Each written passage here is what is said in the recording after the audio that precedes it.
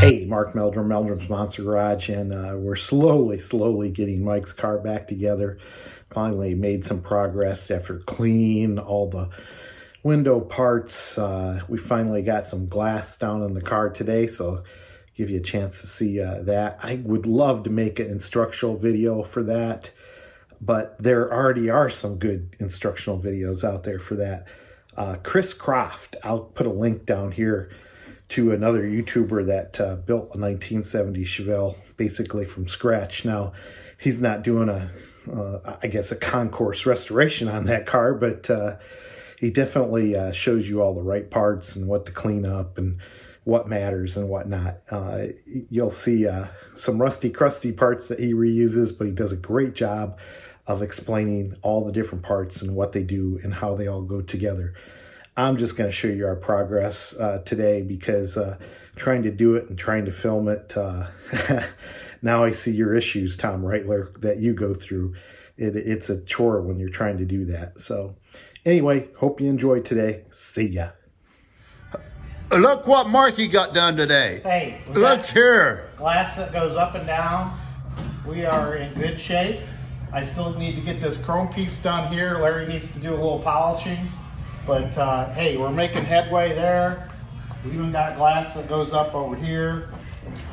So, hey, it's the small things in life that keep me coming back. Wonderful. What do you think, Mikey? I'm in awe. Artie's girlfriend used to roll that window up and down. Artie's girlfriend. Hey, hopefully you enjoyed that. If you do, hit like, subscribe. Hopefully you're enjoying seeing this 1970 SS Chevelle come together. And words of advice. You know, if you sent your body out, you got it painted, maybe you're having some restoration work done on it. The best thing you can do, I feel, to save yourself some money is clean your own parts up.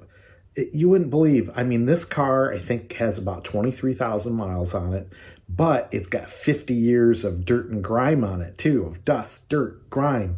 So if you can take those original parts, clean them up, you know, whether it takes a wire brush or whatnot, and repaint it, and, you'll save yourself a lot of money. I mean, there's just tons and tons of little parts and pieces that need scrubbing up and restoring before you put it back on the car. And I'm telling you, I bet you a lot of these restoration shops, if you're not going to see the part, they probably put it right back on there in the same condition that it was in and don't bother to clean it up or whatnot. So, hey, if you want it done right, save yourself some time, save yourself some money, clean those parts up.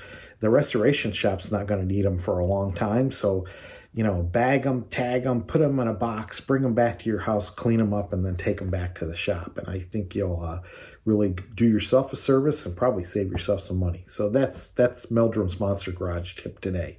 See ya.